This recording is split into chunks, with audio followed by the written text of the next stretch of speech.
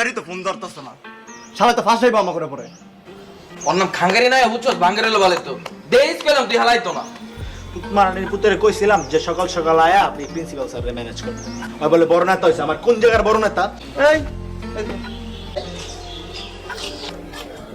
ভাই আমি জনিরে মারি নাই ভাই।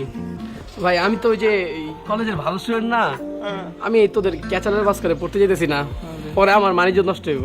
বোকা চোখা মারামারি যে করে আর মারামারির আশেপাশে যে দাঁড়ায় থাকে এরা সমান অপরাধ। এই ভাইয়া, বাবু আসো আসো আসো আসো, এদিকে আসো। কি হয়েছে? চেহারার ফুটেজ এমন হয়ে আছে কেন তোমার? তোরা আমার আবার মারবি?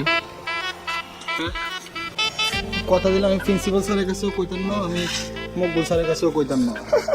আমি জানি খাঙ্গারি ভাই তোকে অনেক ক্লোজ, তোকে আদর টাদর করে, আমি আর এগুলোর মধ্যে যাইতাম চাইয়েন না। আমি জানি যদি তোকে অনগা মারি তোরা আমার বাইরে যে আবার মারবি। বুঝতেছি মানে বন্ধ ব্রেনটা একটু চালু হয়েছে, মেশিনটা মানে স্টার্ট দিছে না, ভালোই।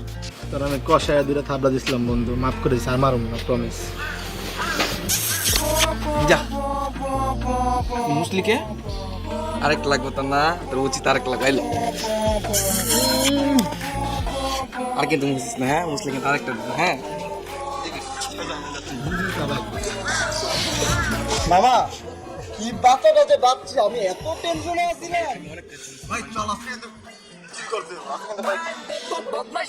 এই কিসে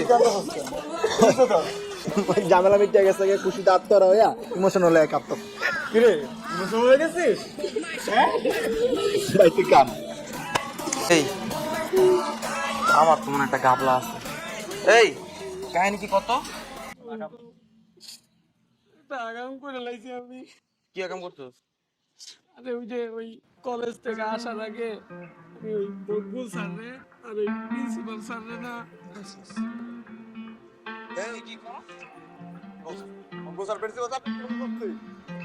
আমি কল দিয়া বললাম যে আমি জনিরে মারি নাই, তোরা আমার